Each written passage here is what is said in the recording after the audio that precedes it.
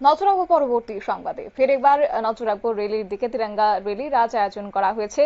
অবশ্য কাশ্মীরের পেহেলগাঁওয়ে ২৬ জন পর্যটককে সন্ত্রাসবাদীরা বর্বরোচিত হত্যার পরিপ্রেক্ষিতে অপারেশন সিন্দুরের সফলতার জন্য বীর যোদ্ধাদের স্বাগত জানিয়ে রবিবার বিকেল ৫টা নাগাদ সুরমা বিধানসভা কেন্দ্রের বিধায়িকা স্বপ্না দাস পালের নেতৃত্বে এক বিশাল জাতীয় পতাকার রেলি বের করা হয়।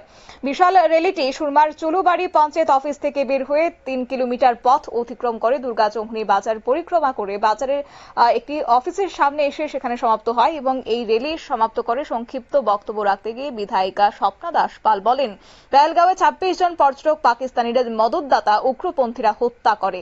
আমাদের বীর সৈনিকরা অপারেশন সিন্দুরকে সার্থকতা এনে দিয়েছে।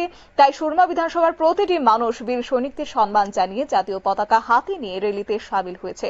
এর জন্য বিধায়িকা স্বপ্না দাস পাল সুরমাবাসীদের ধন্যবাদ জানিয়েছেন। কি বলছেন তিনি, শুনুন। মুছে ফেলা হয়েছিল, সেই সিঁদুর অপারেশন করা হয়েছিল। এই সিঁদুর অপারেশন আমাদের ভারতের বীর সৈনিকেরা সার্থক রূপ নিয়েছে। তার জন্য আজকে আমরা আমাদের সুরমা বিধানসভায় আমাদের ভারতবর্ষের সৈনিক ভাইদের সম্মান জানিয়ে, তাদের প্রতি শ্রদ্ধা জানিয়ে আমরা সবাই আজকে মিলিত হয়েছি। ভারতবর্ষে আমাদের জাতীয় পতাকা তেরঙ্গা হাতে নিয়ে আমাদের বীর সেনানীদের আমরা সহস্র প্রণাম জানিয়ে আজকে আমরা এই র্যালিতে যোগদান করেছি সবাই। আজকের এই যোগদান সভায় আপনারা উপস্থিত হয়েছেন, আমি আপনাদেরকে প্রত্যেককে অসংখ্য ধন্যবাদ জ্ঞাপন করি যে আমরা সবাই ভারতীয়, আমাদের পরিচয় একটাই। সেই পরিচয়ে আজকে আমরা এই সভাতে আমরা যোগদান করেছি সবাই।